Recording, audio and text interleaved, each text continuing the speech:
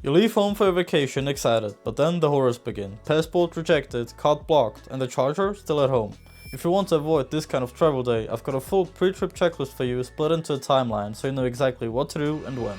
Alright, so let's start off 30 to 14 days prior to the trip and earlier. Highly important, check whether your passport will be valid at the time of travel. You don't want to turn up to the airport or the border with an expired one.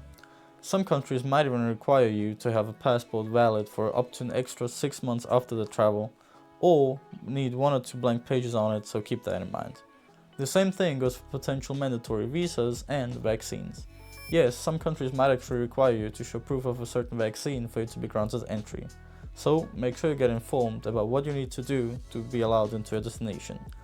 In some places you might even actually need proof of ongoing travel or proof of funds, so make sure you prepare for that if needed. Also make sure that the names on the bookings, flights, accommodation, etc. match the names on the passports to avoid any trouble there.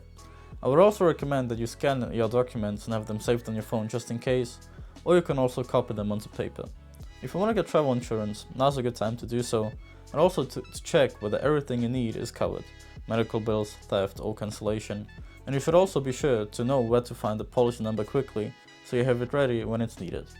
Now is also a good time to find out how you'll be getting to the airport. Do you want to use public transportation? Well then get the tickets. If you're gonna be driving yourself, make sure you find a parking space for your car. And after that you can do the same for your destination. Because don't forget, you need to get from the airport to your accommodation and back. Maybe you'll want to be renting a car on your trip. If so, now's a good time to research the best rental company and book it. I've actually made a video on airport transfer and on rental cars linked below.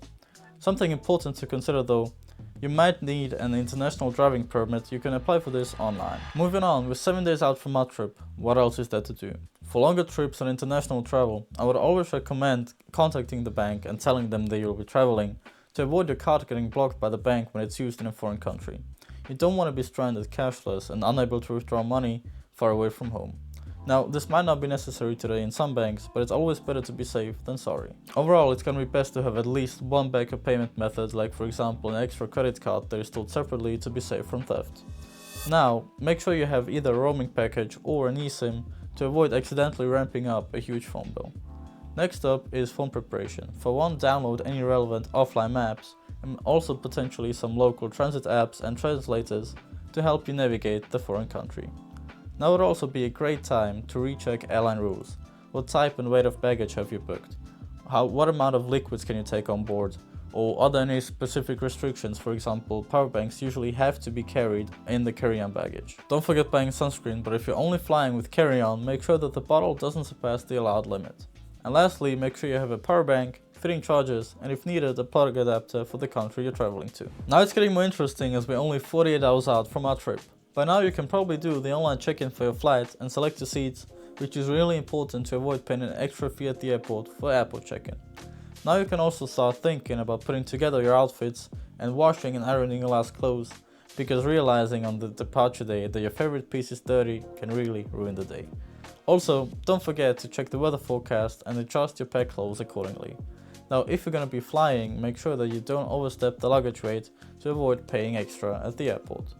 You can also put together an essentials bag as a carry-on, where you put the most important medications, the charger, documents, some underwear, and a toothbrush with a small toothpaste. It's also nice to have a mini first aid kit with you with some painkillers, plasters, and any pills that might help you with nausea or digestion. Now, especially for longer drives and flights, don't forget about hydration, but also some comfort gadgets like for example a sleep mask, earplugs, or a neck pillow. Now, add in proof of your vaccinations and you're good to go. We've already talked about transportation to the airport, but now is also time to think about how you'll be getting around at your destination.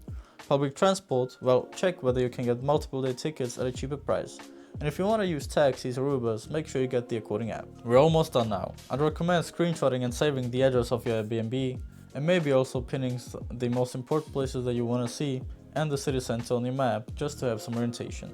And you can also confirm your arrival details with your accommodation to make sure that the check-in goes smoothly, and also make sure that you know exactly where the key box of your Airbnb is to avoid having to search for it when you arrive tired. Now to a small but important extra point, home and safety.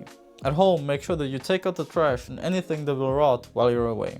Before leaving, check for the lights being turned off, the windows being closed, and all locks being locked. And as briefly mentioned earlier, separate your valuables like cash, cards and copy documents so you don't have them all in just one bag. Alright, it's Departure Day, so here's the last quick checklist. Make sure you have your passport, your wallet and your keys. Make sure that your phone is charged and you have your power bank and also chargers and adapters. You have your boarding passes and tickets downloaded. You have your accommodations address saved and pinned in maps.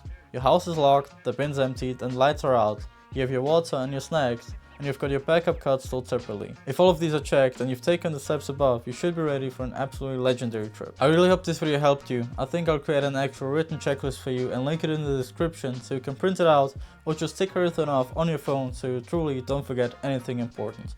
But now, tell me in the comments, what's the one thing you always forget when going on a trip? Or maybe tell me something important that I forgot in this video.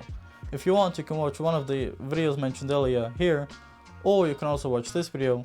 And you can also subscribe to my channel for more practical travel tips and actual travel vlogs starting soon. See you in the next one.